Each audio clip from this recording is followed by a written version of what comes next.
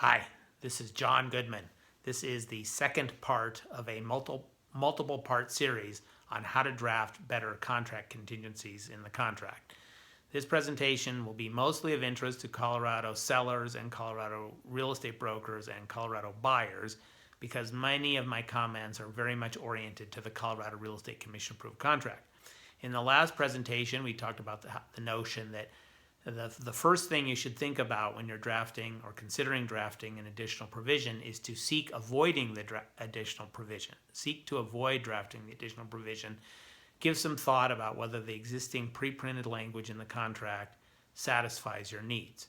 In this webcast, we're talking about the notion that consider, instead of drafting a whole new additional provision, consider adding language that merely supplements existing language in the pre-printed contract. Let me give you an example of that. I'll give you two examples of this.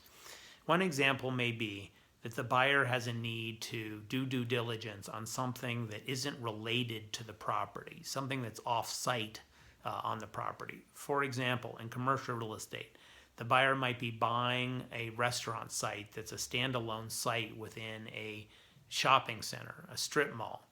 The buyer wants to evaluate whether the traffic count for the anchor tenant is accurate. The buyer might want to verify that the anchor tenant has an intention to renew its lease.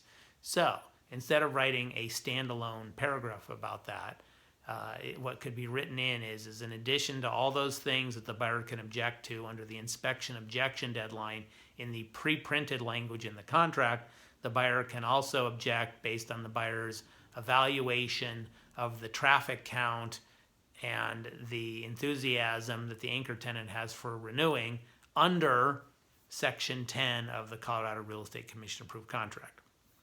Let me give you another example. Sometimes buyers have enough money to make the payment cash due at closing. Sometimes buyers have enough money to pay up their earnest money, but they do not have the money for the cash due at closing, the down payment, if you will. In commercial real estate, sometimes they intend to raise that capital from their equity partners. In residential real estate, sometimes they're dependent on the loan from grandma. So instead of writing new contingencies for that, you could write language that says, in addition to what the buyer can object to under the pre-printed loan objection contingency in the contract, buyer can also object if the buyer is unable to raise the funds for cash at closing.